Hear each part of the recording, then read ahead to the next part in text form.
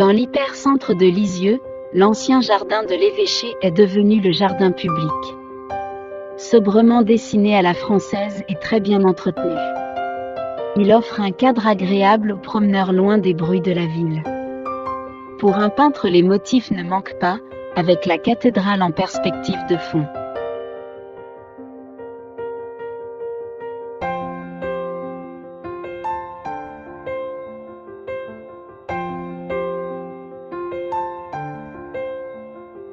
Les arbres que je peins ici ne sont pas ceux d'origine, ce ne sont que de maigres platates qui n'ont que 40 ans et ont remplacé les magnifiques marronniers bicentenaires. En fond, la cathédrale et devant ce monument actuellement bien dégradé et déserté de l'évêché, servait de musée et de bibliothèque. En 1900, la vie était joyeusement active dans ce jardin public.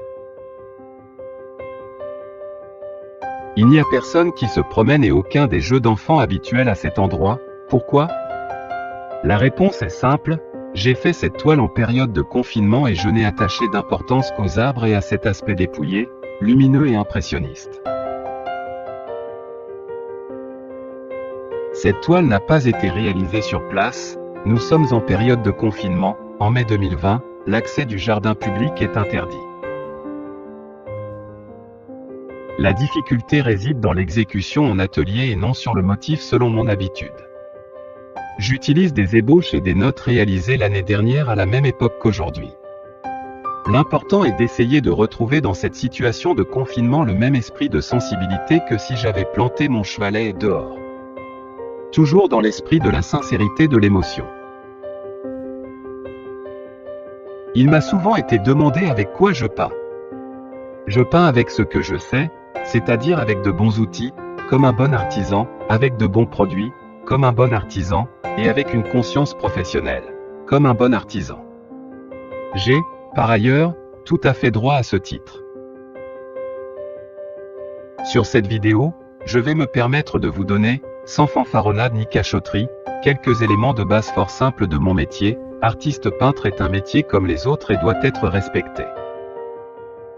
Voici la palette. Le bois en image est une palette que j'utilise depuis 1968. Une palette désigne l'ensemble des pigments utilisés pour faire une toile précise, dont je me suis servi pour cette toile, précisément. Voici les couleurs que j'ai utilisées, blanc de titane, dense et stable dans tous les mélanges, jaune de cadmium clair et jaune-orange de cadmium, orange de cadmium. Les couleurs de cadmium sont d'une excellente cicativité et très stables, rouge de Venise, oxyde de fer, violet de Mars, oxyde de fer, brun de Mars, oxyde de fer. Tous les oxydes de fer sont stables et cicatifs, bleu outremer foncé, à éviter d'employer seul, stable dans les mélanges. Indispensable dans les ombres.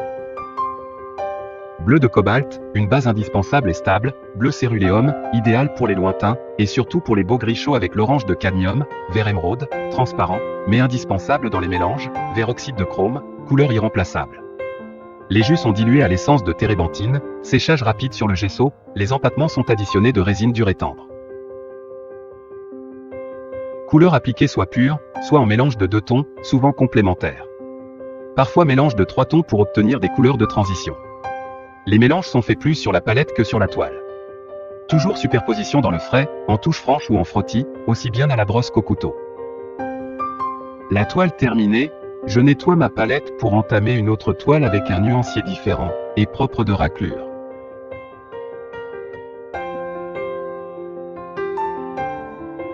Afin de mieux comprendre l'évolution du travail d'exécution d'une peinture à l'huile, je vais vous expliquer un exemple sur 4 étapes principales. Comme cette toile est exécutée en atelier, la précipitation due à un travail en extérieur n'est pas ici un handicap pour fixer en image ce qui me paraît intéressant à vous montrer. Je ne prétends pas du tout que cette méthode soit la meilleure, elle offre cependant une certaine sécurité dont la technique à l'huile ne peut se passer, et pour dire vrai, elle résulte d'un bon enseignement que j'ai reçu. Application à grands coups de pinceau d'un jus très dilué à l'essence de térébenthine, à base de rouge de Venise et de jaune de cadmium. Ceci permet de noter l'essentiel, dessin, masse, volume, et de donner à la surface blanche une tonalité chaude et lumineuse, ce qui aide à l'équilibre de la mise en couleur du fond.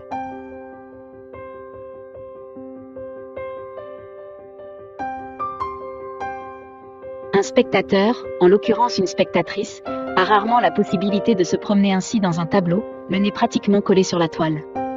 C'est un moment privilégié d'entrer au plus profond de l'intimité d'un peintre, de pouvoir analyser chaque centimètre carré de sa création, une sensation très étrange, une impression de plonger dans un monde inconnu et ceci indépendamment du style de peinture.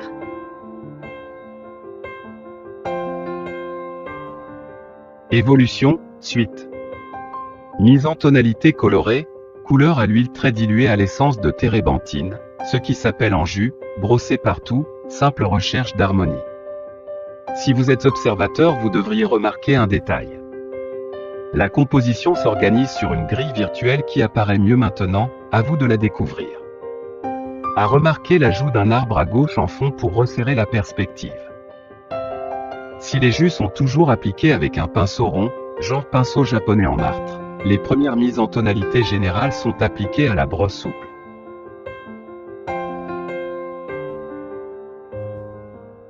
La découverte inattendue de cette maison blanche abandonnée me surprend, c'est l'ancienne maison du gardien du jardin public, avec, à côté, une belle serre totalement en ruine. Une opposition avec l'ordonnancement rigoureux des carrés de pelouse tondus avec passion. Le magnifique kiosque, d'où semble que le peintre ait composé sa toile, est aussi inutilisé, quel dommage. Un poète comme Arthur Rimbaud ne pourrait plus y composer son sublime poème où il se moquerait des bourgeois mélomanes. Pour cette toile, les jus d'hier sont vite secs, ce qui permet de commencer les premières touches en pleine pâte. Si j'ai travaillé toute la mise en place et les jus avec pinceau et brosse, c'est maintenant le couteau à peindre qui va entrer en action, un seul et c'est bien suffisant. Mes mises en place semblent avoir disparu mais ce n'est qu'une impression. La difficulté réside dans l'exécution en atelier et non sur le motif selon mon habitude. J'utilise des ébauches et des notes réalisées l'année dernière à la même époque qu'aujourd'hui. L'important est d'essayer de retrouver dans cette situation de confinement le même esprit de sensibilité que si j'avais planté mon chevalet dehors. Une sensibilité féminine se dégage de ces feuillages naissants du printemps, évanescence et renaissance des tons subtilement enlacés, magiques dans leur simplicité. Ne vous y trompez pas, le hasard n'a rien à voir là-dedans, bien au contraire, une sorte de subtilité de cette caresse de la toile traversée en même temps d'une brutale affirmation d'un ton définitif laisse perplexe, on ne comprend pas cet enchaînement, il peut nous échapper. Le rêve ne serait-il pas d'être soi-même un doux pinceau, une brosse agile, un couteau fulgurant ?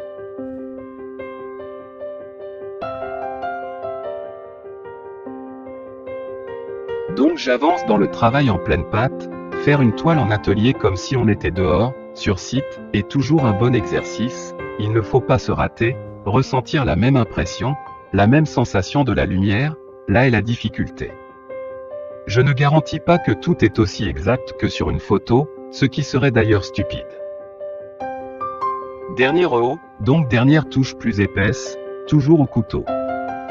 Que ce soit peint à la brosse ou au couteau, le résultat optique, tel que je pratique, est pratiquement identique.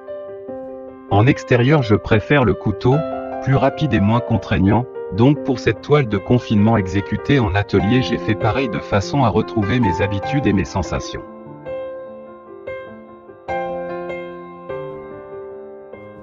Ce qui me fascine dans cette toile est une opposition radicale que je remarque dans cette incursion privilégiée au cœur du motif. L'impression, bien réelle, d'un décor de théâtre composé uniquement de deux plans superposés, le plan facial de ces rangées d'arbres et linéairement en arrière, les deux façades qui se confondent, l'évêché et la cathédrale. La perspective aérienne n'existe pas et rend l'exercice de représentation des volumes encore plus complexe. Une chose étonnante est la couleur dominante de l'ombre que le peintre a déposée sous les arbres, l'éclairage délicat est un contre-jour. Les rehauts en couleur plus épaisse donnent de la vigueur et de la matière. C'est maintenant le travail de la lumière et des ombres colorées. Lorsque la signature est apposée, c'est qu'il n'y a plus rien à ajouter, tout l'art serait de bien savoir, à un moment donné, s'arrêter à temps. Une précision, quand je décide de présenter un tableau, selon la finition désirée, et si, bien entendu, il est suffisamment sec, c'est-à-dire sec au toucher, car une peinture à l'huile demande des années avant d'être à peu près sèche. Ce terme n'étant pas exactement le bon, j'expliquerai ceci par ailleurs, j'appose mon copyright. Protection du droit d'auteur.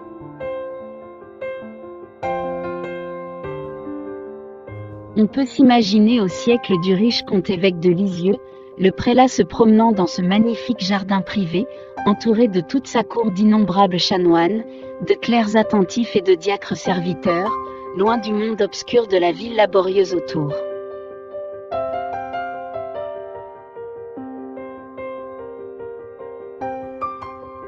J'avais évoqué le fait curieux d'une grille carrée concernant ma dernière toile, je voulais matérialiser ici, c'est instructif, malgré le caractère mal dessiné et aux touches vibrantes tous inscrits dans des règles précises, involontaires ou pas, à vous de juger. Mais attention, cette grille matérialisée en rouge n'est que pédagogique, l'organisation de la surface procède d'une autre manière. Mon tableau ne représente qu'une petite partie de ce très grand jardin bien enclavé au cœur de la ville, je vous montre deux panoramiques où l'on voit tous ces arbres qui, lorsque les feuilles sont tombées, découvrent les jolies maisons, certaines très bourgeoises, tout autour. Aujourd'hui, ce lieu est à l'abri du regard des touristes, il reste caché par la cathédrale et l'imposant ancien palais épiscopal déserté, nul panneau n'en indique l'endroit, ce qui lui confère une confidentialité lexovienne. Il faut attendre les beaux jours pour voir une certaine affluence, autrement le jardin est souvent presque désert.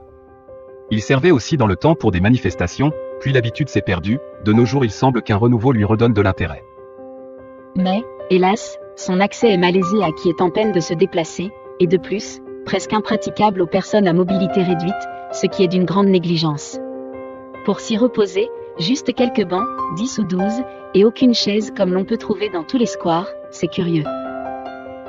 J'ai, il y a quelques années, proposé une idée simple, originale et fort curieuse qui permettait d'utiliser un existant souterrain pour créer un accès facile de plein pied. Mais il ne faut pas rêver. La cathédrale et l'évêché, son jardin. Ici c'est toute l'histoire si compliquée de Lisieux qui s'est déroulée pendant tant de siècles, il faut essayer d'en conserver la mémoire. Les bouleversements inouïs du Moyen-Âge, à nos jours, sont souvent méconnus du public.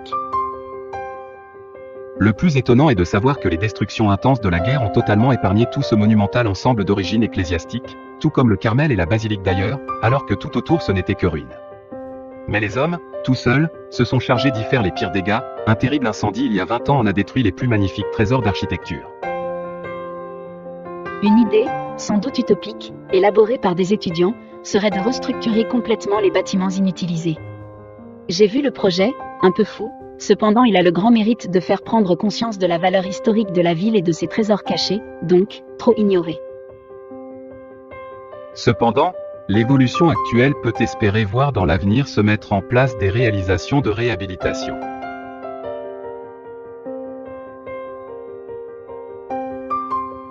Ce jardin, un certain havre de paix en plein centre-ville, n'a plus sa magnificence des siècles passés. Le grand bassin a été vidé de tous ces gros poissons rouges, tous les nénuphars ont disparu, la cause étant l'installation d'un énorme jet d'eau.